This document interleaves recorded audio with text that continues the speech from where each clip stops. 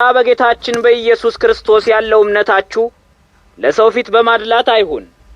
የወርቅ ቀለበት ያደረገና መልካም ልብስ የለበሰ ሰው ወደ ጉባኤያችሁ ቢገባ ድሃውም ያደፈ ልብስ ለብሶ ቢገባ መልካም ልብስ የለበሰውን አይታችሁ አንተማ ና በዚህ በመልካሙ ስፍራ ተቀመጥ ብትሉት፣ ድሃውን ግን አንተስ በዚያ ቁም ያለዚያ በዚያ ከእግራችን በታች ተቀመጥ ብትሉት፣ እንግዲህ እናንተ ራሳችሁ አድሎ ማድረጋችሁ አይደለምን? በክፉ ሐሳብስ የፈረዳችሁ አይደለምን? የተወደዳችሁ ወንድሞቻችን ሆይ ስሙ።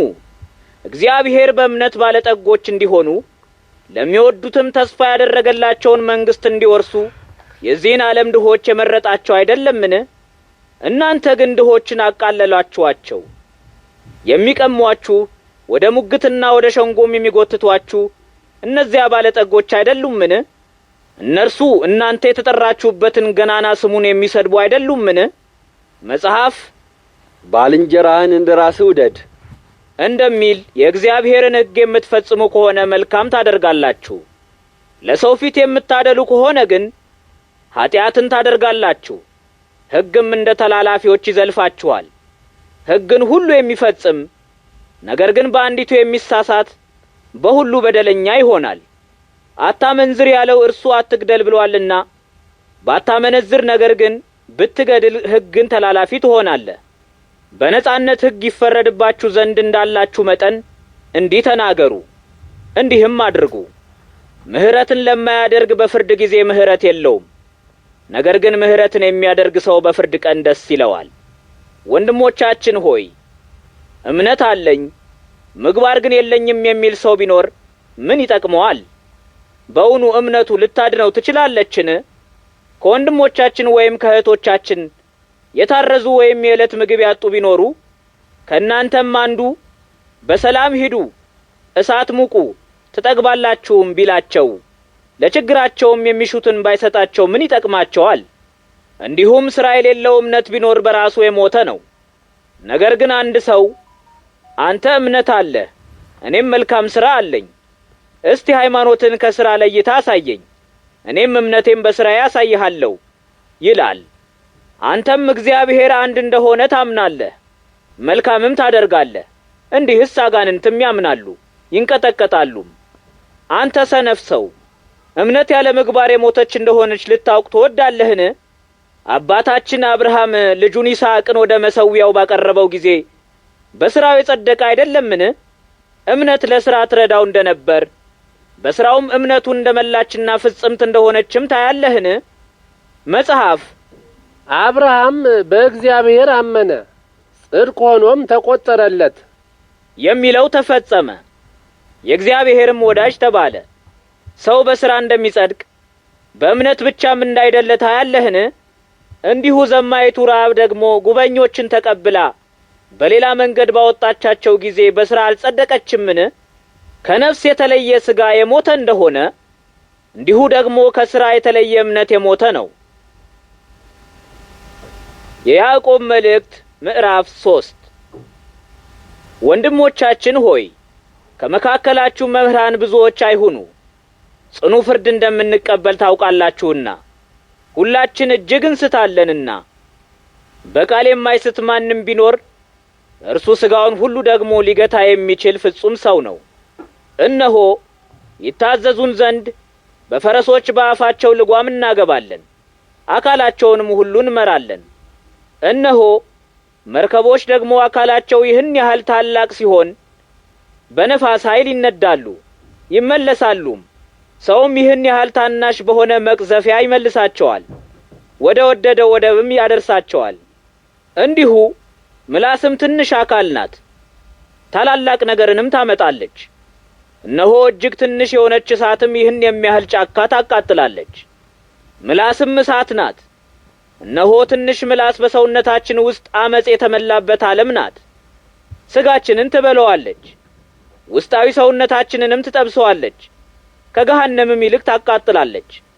የአራዊትና የወፎች የተንቀሳቃሾችና በባህር ያለ የፍጥረት ወገን ሁሉ ለሰው ይገዛል ተገዝቷልም። የሰውን ምላስ ግን መግዛት የሚቻለው የለም፣ ክፉ ናት፣ አቅምም የላትም። የሚገድል መርዝንም የተመላች ናት። በእርሷ እግዚአብሔር አብን እናመሰግነዋለን። በእርሷም በአርአያ እግዚአብሔር የተፈጠረ ሰውን እንረግመዋለን።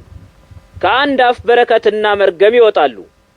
ወንድሞቻችን ሆይ እንዲህ አይሁን። ምንጭስ ከአንድ አፍ የሚጣፍጥንና የሚመርን ውሃ ያመነጫልን? ወንድሞቻችን ሆይ በለስ ዘይትን ወይስ ወይን በለስን ሊያፈራ ይችላልን? እንዲሁም መራራ ውሃ ጣፋጭ ውሃ አይሆንም፣ ጣፋጭ ውሃም መራራ አይሆንም። ከእናንተ ብልህና አስተዋይ ማን ነው? ከጠባዩ ማማር የተነሳ ሥራውን በቅንነትና በማስተዋል ያሳይ። ነገር ግን መራራ መቀናናትና መከዳዳት በልባችሁ ካለ አትመኩ፣ በእውነትም ላይ አትዋሹ። ይህች ጥበብ ከላይ የምትወርድ አይደለችም፣ ነገር ግን የምድር ናት፣ የሥጋም ናት፣ የአጋንንትም ናት።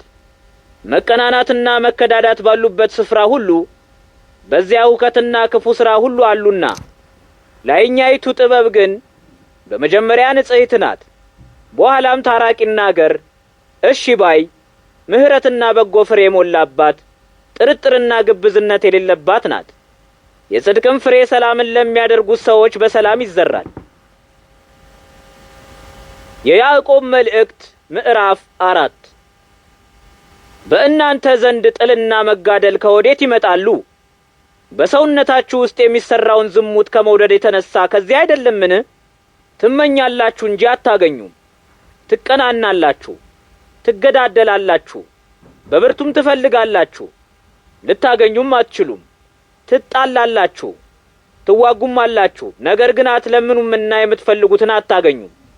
ትለምናላችሁ፣ ለፍትወታችሁ ትከፍሉ ዘንድ ለክፉ ትለምናላችሁና አታገኙም።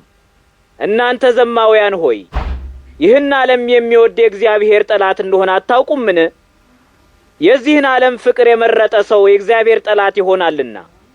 ወይስ በእናንተ ላይ ያደረው መንፈስ መቃናትን እንደሚወድ መጽሐፍ በሐሰት የሚናገር ይመስላችኋልን? ነገር ግን ፈጣሪያችን የምትበልጠውን ጸጋ ይሰጣል። ስለዚህም እግዚአብሔር ትዕቢተኞችን ይቃወማል፣ ለትሑታን ግን ጸጋን ይሰጣል ይላል። እንግዲህ እግዚአብሔርን እሺ በሉት፣ ሰይጣንን ግን እምቢ በሉት፣ ከእናንተም ይሸሻል። እግዚአብሔርን ቅረቡት፣ ይቀርባችሁማል። እናንተ ኃጥአን እጆቻችሁን አንጹ፣ ሁለት ሐሳብም ያላችሁ እናንተ ልባችሁን አጥሩ። እዘኑና አልቅሱ፣ ሳቃችሁን ወደ ልቅሶ፣ ደስታችሁንም ወደ ሐዘን መልሱ። በእግዚአብሔር ፊት ራሳችሁን ዝቅ አድርጉ፣ እርሱም ከፍ ከፍ ያደርጋችኋል። ወንድሞቻችን ሆይ እርስ በርሳችሁ አትተማሙ። ወንድሙን የሚያማ የሚነቅፈውም የእግዚአብሔርን ሕግ ያማልና የእግዚአብሔርንም ሕግ ይነቅፋልና። ሕጉን የምትነቅፍ ከሆንክ ደግሞ ሕግ አፍራሽ ሆንህ እንጂ ሕግ ፈጻሚ አይደለህም። ሕግን የሚሰጥና የሚፈርድ አንድ ነውና ማዳንም መግደልም የሚቻለው እርሱ ነው። እንግዲህ በሌላው የምትፈርድ አንተ ማን ነህ? ዛሬ ወይም ነገ ወደዚያች ከተማ እንሄዳለን፣ በዚያችም ዓመት እንኖራለን፣ እንነግዳለንም እናተርፋለንም የምትሉ እናንተ ተመልከቱ።